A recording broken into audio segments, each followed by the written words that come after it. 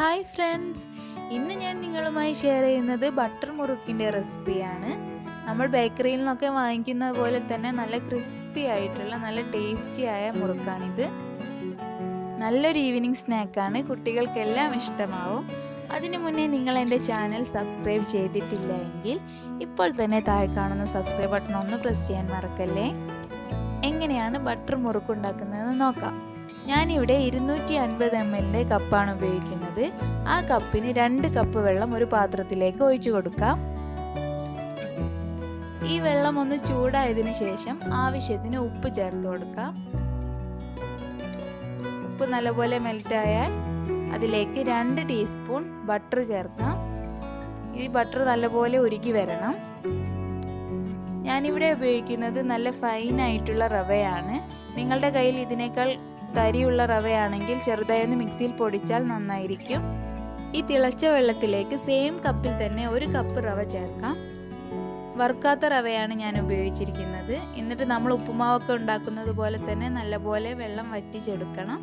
റവയൊക്കെ നല്ലപോലെ വേവിച്ചെടുക്കാം.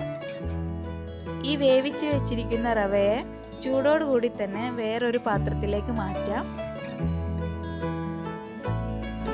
ഇതിലേക്ക് 1/4 ടീസ്പൂൺ അയമോദകം, 1 ടീസ്പൂൺ ചെറിയ ജീരകം കൈകൊണ്ട് ചെറുതായി ഒന്ന് പൊടിച്ചെടുത്തതിന് ശേഷം ഇതിലേക്ക് ചേർത്ത് കൊടുക്കാം.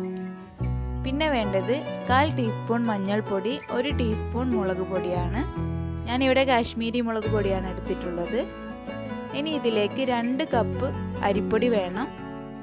ഇത് കുറച്ചായി ചേർത്ത് നല്ലപോലെ മിക്സാക്കി എടുക്കണം.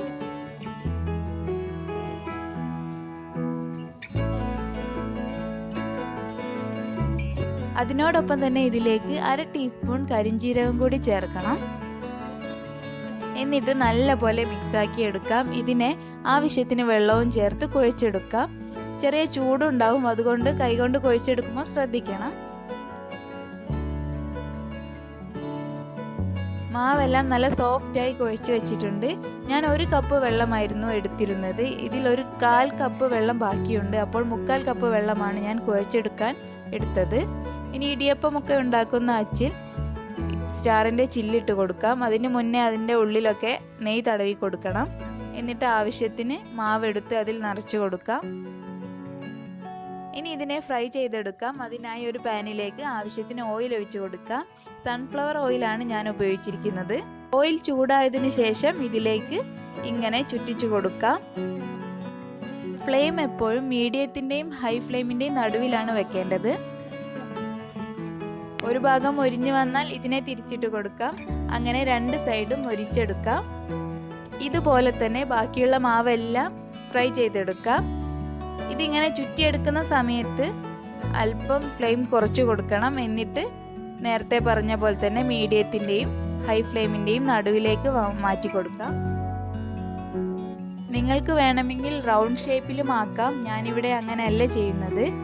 ഇതുപോലെ പൊട്ടിച്ചെടുക്കുകയാണ് ചെയ്യുന്നത്. റൗണ്ട് ഷേപ്പിലാണ് നിങ്ങൾക്ക് ഫ്രൈ ചെയ്യേണ്ടതെങ്കിൽ ആദ്യം തന്നെ ഒരു പ്ലാസ്റ്റിക് ഷീറ്റിലോ മറ്റോ ഷേപ്പാക്കി എടുക്കാം. എന്നിട്ട് ഓയിലിലേക്ക് ഇട്ട് കൊടുത്താൽ മതി. നല്ല ടേസ്റ്റിയായ ഈസിയായി ഉണ്ടാക്കാൻ പറ്റുന്ന ക്രിസ്പി ആയിട്ടുള്ള ബട്ടർ മുറുക്ക് ഇവിടെ റെഡി ആയിട്ടുണ്ട്. എല്ലാവരും ഇത് ട്രൈ ചെയ്ത് നോക്കണം. Thank you.